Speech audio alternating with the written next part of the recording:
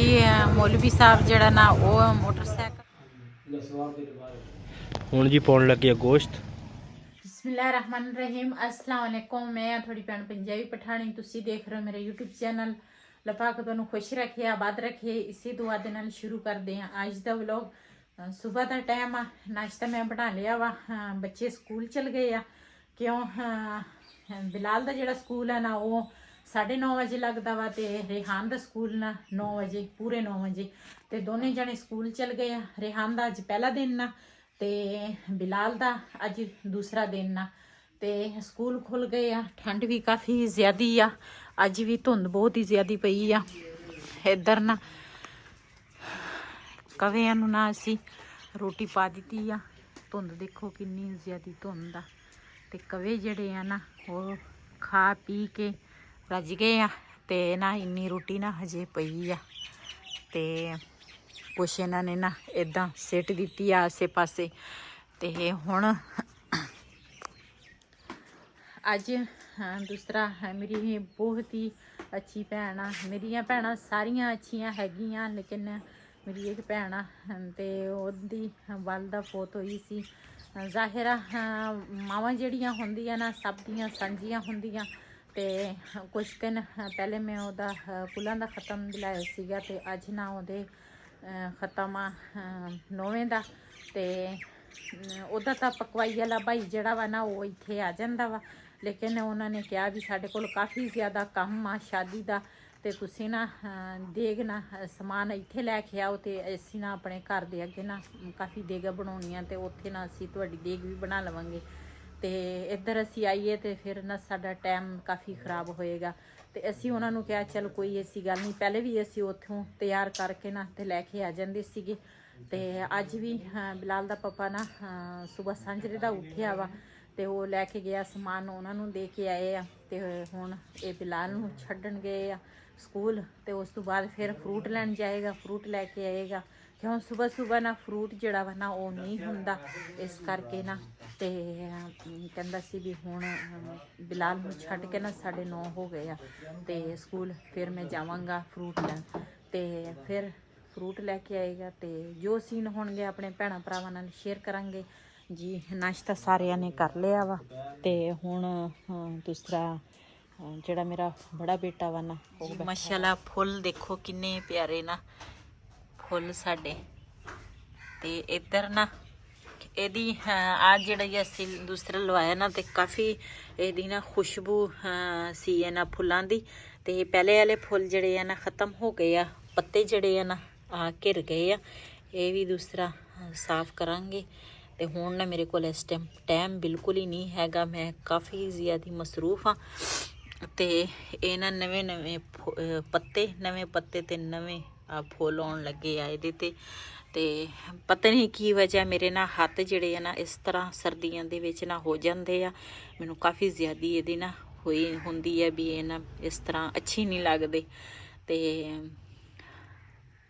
बस हुण एक तो बुढ़ापा आ गया, तो बुढ़ापा भावे बंदे दा होवे, लेकिन इस तरह दे मेरे ना स्किन जिहड़ी है ना खराब हो जाती है सर्दियों च, पैरों की ते हत्थों की इस तरह। तो इधर ये जिहड़ा टांडा वा ना उत्थे दा उत्थे खड़ा वा। इधर पालक माशाल्लाह साडी ये ना उपरों असी वड्डांगे ना तो फिर सही होएगा। मेथी भी उत्थे दी उत्थे खड़ी आ। तो इधर माशाल्लाह साडा लसन जिहड़ा वा ना बहुत ही प्यारा खड़ा वा जी माशाल्लाह। अयान जड़ा वा ना वो हुण आया वा, ते रोन लग गया। अज पता नहीं मेरे तू नाराज है या की वजह नाराज है मेरे तू हैं? इधर मेरे तू नाराज आ हैं? ओ तेरी खैर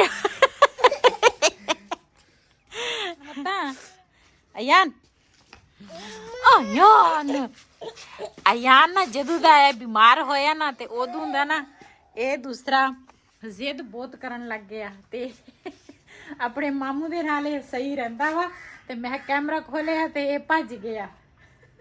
सब उन्होंने तो तशाया आला जी। पढ़ाई वाले बच्चे जड़े है ना आ गए आ। आज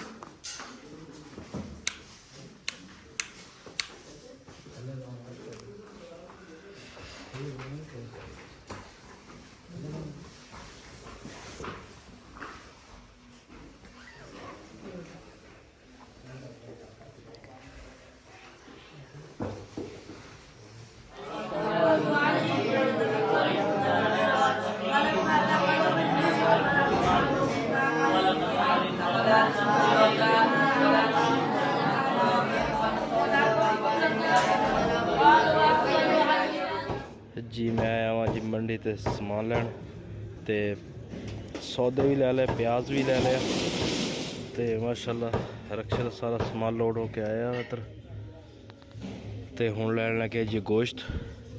इत्थों लवांगे जी गोश्त।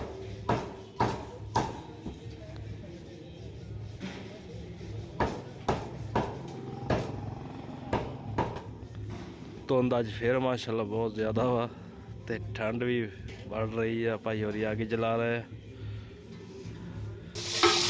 जी माशाल्लाह। प्याज पाता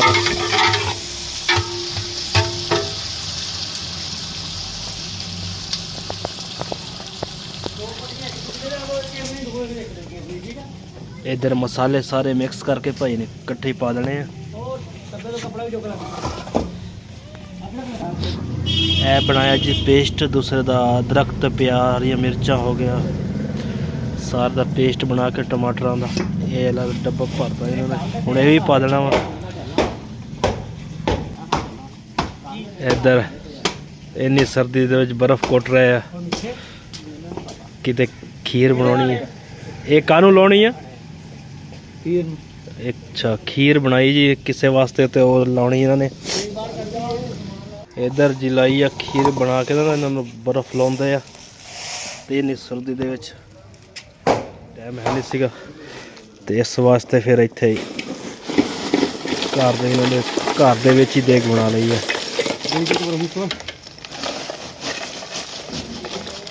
कड़छा फेर देंगे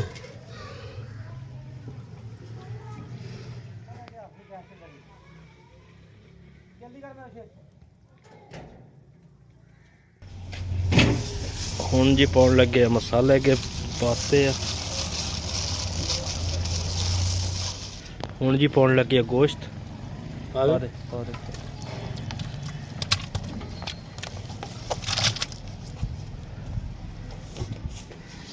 हुण पाउण लगे जी दही।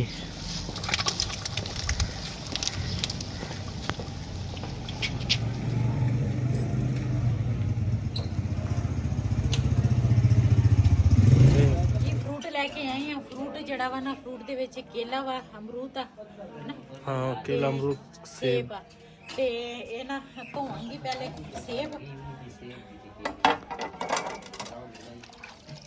ਇਹਦਾ ਨਾ ਮਸਾਲਾ ਮਸੂਲਾ ਲੱਗਾ ਹੁੰਦਾ ਮਿੱਟੀ ਮੁੱਟੀ ਪਈ ਹੁੰਦੀ ਆ ਤੇ ਮੈਂ ਕਿ ਪਹਿਲੇ ਨਾ ਧੋ ਕੇ ਤੇ ਫਿਰ ਕੱਟਾਂਗੇ।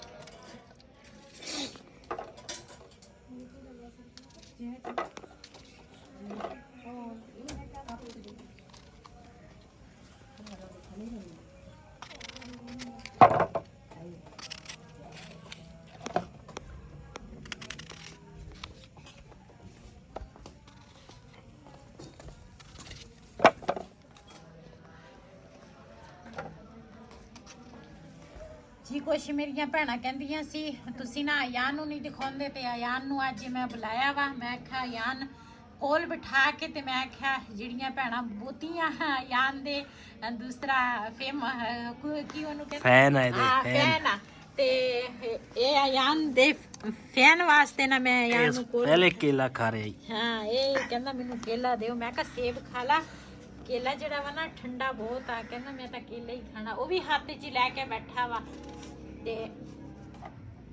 मैं आख्या पहले ना फ्रूट जड़ा ना वो कट लेने आ ते बच्चे जड़े आ ना वो तो नीचे पढ़ाई कर रहे हैं ते यानू पूरा करना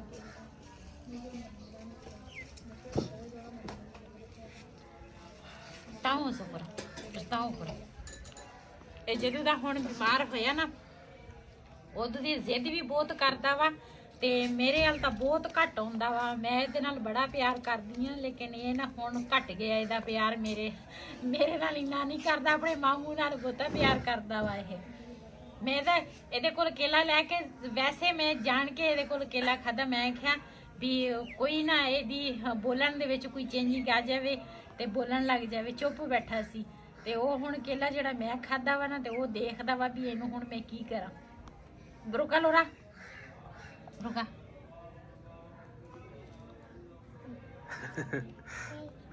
खुरी लगा था ये कैसा केला पूरी लोरा रुका जी एक ट्रे दे विच ना मैं सारा फ्रूट कर दिता। मैं आख्या इधर केले भी आ, नाल अमरूद आ, इधर सेब आ।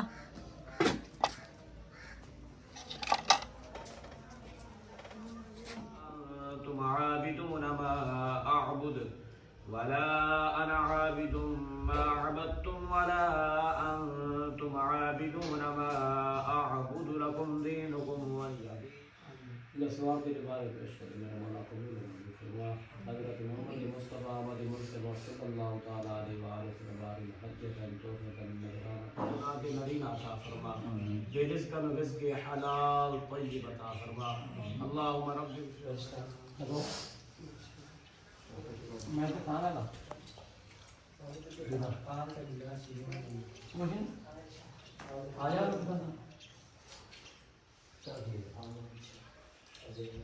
जी माशाल्लाह पढ़ाई जिहड़ी है ना हो गई आ। बच्चे जिहड़े है ना रक्षा असी बुलाता वा दोबारा फिर ते बच्चे हुण चले आ।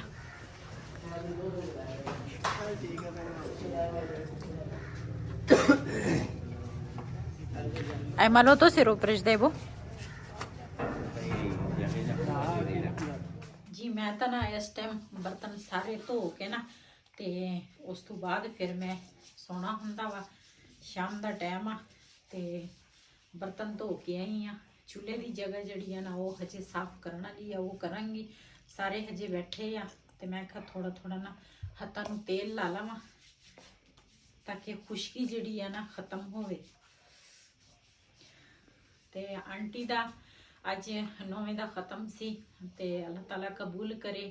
अल्लाह ताला उन्हां दी फैमिली नूं सेहत देवे। जाहिर है वो मेरी भी फैमिली आ। अल्लाह ताला उन्हों सेहत देवे, तंदुरुस्ती देवे। अल्लाह पाक उन्होंने सबर देवे। अल्लाह ताला हर मुश्किल उन्हों दी आसान करे ते आंटी नूं भी अल्लाह ताला जन्नत च जगह देवे। अगली मंजिल आंटी दा आसान करे।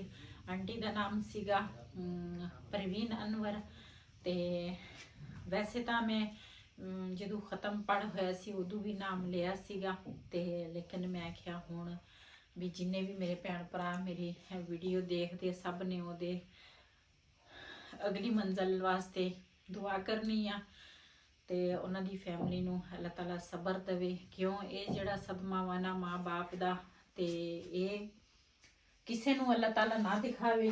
ते माँ बाप दा जिहड़ा सदमा वा ना ते ये तां बहुत मुश्किल है। ये टाइम जिहड़ा हुंदा साडे ते खुद ये टाइम गुजरिया वा। असी बेहतर समझते हैं क्यों जिन्हां जिन्हां दे माँ बाप इस दुनिया तो गए अल्लाह ताला सब नूं सबर देवे ते सब नूं ये चीज़ दा पता वा भी माँ बाप दा दुख की आ।